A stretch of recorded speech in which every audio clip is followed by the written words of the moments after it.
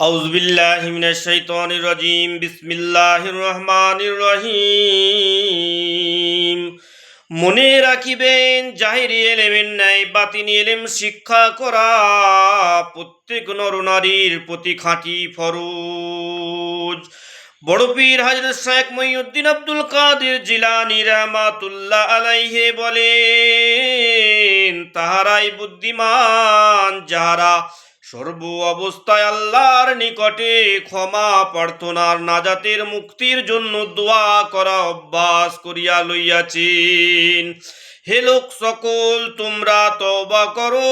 হে আলেমগণ, ফকিগণ, হে জাহিদগণ, হে আবিদগণ, তোমাদের সকলের তওবা করো। এবছর তুমি সাবধান হও, আল্লাহ তাআলা তোমার কলবকে আল্লাহ ব্যতীত অন্য কিছু না দেখেন।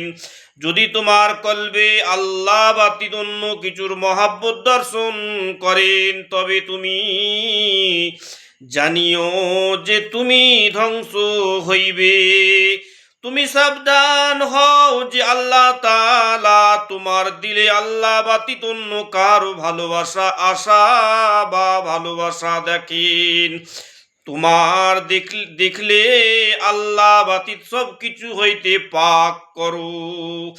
কলবে একমাত্র আল্লাহর মুসাহিদা মোহাব্বতের খৌফ কায়েম রাখো।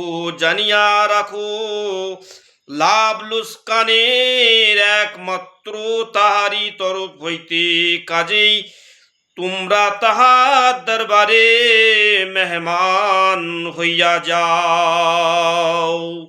এবছর তুমি যে সকল সুন্দর চেহারা দর্শন করিয়া উহাকে ভালোবাসো, তোমার এই ভালোবাসা কৃত্রিম এবং ভালোবাসার জন্য তোমাকে শাস্তি ভোগ করিতে হইবে।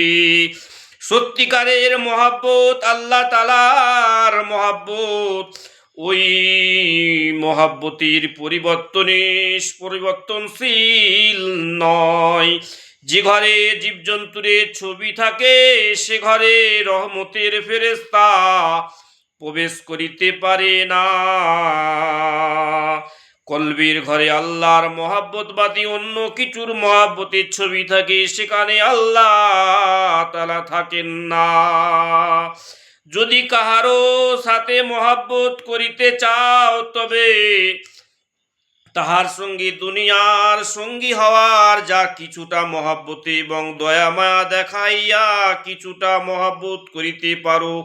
নফসের মহাব্বত জায়েজ মনে করিও, কিন্তু কলবের মহাব্বত আল্লাহ ছাড়া কারো জন্য জায়েজ নয়।